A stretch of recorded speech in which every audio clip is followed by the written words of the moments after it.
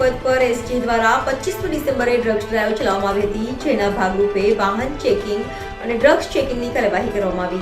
વાહન ધારકોને drug checking live feed સાથે કરવામાં આવી. NN news Surat.